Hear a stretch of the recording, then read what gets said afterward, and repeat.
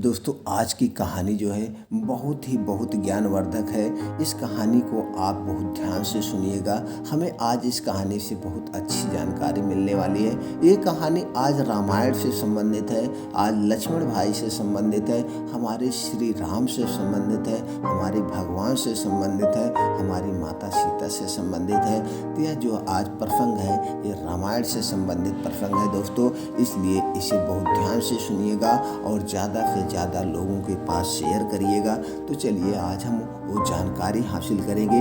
लक्ष्मण के वन चले जाने पर उनकी पत्नी उर्मिला 14 साल तक क्या की थी, आज हम यही हमारे कहानी का प्रसंग है। चलिए दोस्तों हम कहानी शुरू करते हैं, जानकारी शुरू करते हैं। जय श्री राम, राधे राधे। रामायण के रोचक किस्सों में से एक घटना भगवान राम के अनुज लक्ष्मण जी और उनकी पत्नी उर्मिला के बारे में भी है। जब लक्ष्मण जी भगवान राम के साथ 14 वर्ष के वनवास पर चले गए थे तो उनकी पत्नी 14 साल तक क्या किया था। आपको यह जानकर हैरानी होगी कि अपने ज्येष्ठ भ्राता भगवान राम के वनवास में उनके साथ गए लक्ष्मण पूरे 14 वर्षों तक सोए ही नहीं थे। सुनने में यह बात कुछ अतिशयोक्त प्रतीत होती है, लेकिन यह पूर्णतः सच है। आइए हम आज यही कहानी, यही जानकारी आप लोगों से शेयर किए थे। जन्म के वक्त क्या हुआ था। लक्ष्मण, रामायण में बताया गया है कि राम, लक्ष्मण, भरत और शत्रुघ्न के जन्म के वक्त राम, भरत और शत्रुघ्न अन्य बच्चों की बात कुछ देर रोने के बाद चुप हो गए थे, लेकिन लक्ष्मण रोते ही रहे।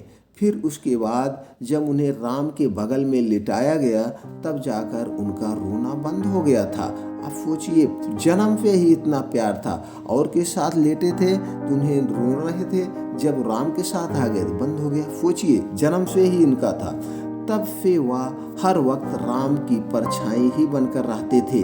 जब राम को वनवास का आदेश मिल गया था, जब राजा दशरथ ने भगवान राम को 14 वर्ष के वनवास का आदेश दिया तो लक्ष्मण ने भी अपने अग्रज के साथ वन में जाने का, अपने अनुज के साथ, अपने भाई के साथ वन में जाने का निर्णय लिया। लक्ष्मण की पत्नी उर्मिला भी उनके साथ जाने के लिए कहने लगी तो उन्होंने अपनी पत्नी को समझाते हुए कहा कि वह वन में राम और सीता की सेवा करना चाहते हैं। पर अगर उर्मिला भी उनके साथ जाएगी तो उनके काम में विघ्न पड़ेगा। उर्मिला ने दिल पर पत्थर रखकर लक्ष्मण जी की यह बात मान ली और वह उनके साथ नहीं गई। उन्होंने कहा, ठीक है पतिदेव, आप जाइए। जब आपको अपने भाई से इतना प्रेम है और अपने भाई की सेवा करना चाहते हैं, मैं जो सेवा में बाधा बनोगे तो मैं नहीं जाऊंगी। तुम भाइयों का प्रेम बना रहे। वन में जब राम और सीता अपनी कुटिया में विश्राम कर रहे थे तो लक्ष्मण प्रहरी के रूप में कुटिया के बाहर पहरा देते थे। वो हमेशा पूरी रात जागते थे।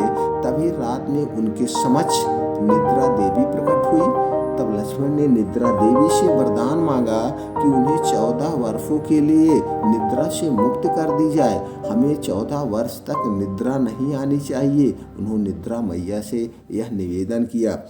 निद्रा देवी ने लक्ष्मण को वरदान दे दिया, लेकिन साथ में यह भी शर्त रखी कि उनके हिस्से की निद्रा को किसी न किसी को लेना पड़ेगा। जब लक्ष्मण ने निद्रा देवी से निवेदन किया कि उनके हिस्से की निद्रा उनकी पत्नी उर्मिला को दे दी जाए, कहा जाता है कि निद्रा देवी के इस वरदान के कारण ही उर्मिला 14 वर्षों तक सोती रही और लक्ष्मण जी 14 वर्षों तक जागते रहे। अब आगे क्या हुआ। लक्ष्मण ने उड़ाया पत्नी का अपने मजाक के तौर में। कहते हैं कि वनवास से अयोध्या लौटने के बाद जब भगवान राम का राज्याभिषेक हो रहा था तो उस समारोह में उर्मिला भी थी, लेकिन वह नींद की अवस्था में ही थी। यह देखकर लक्ष्मण उनके ऊपर जोर जोर से हंसने लगे। यह देखकर वहां मौजूद सभी लोग दंग थे। तब लक्ष्मण ने बताया कि उर्मिला अभी नींद में है, जब मैं उवाफी लूंगा तभी उर्मिला की नींद टूटेगी। यह सुनकर सब लोग हंसने लगे और उर्मिला आहत होकर वहां से चली गई थी।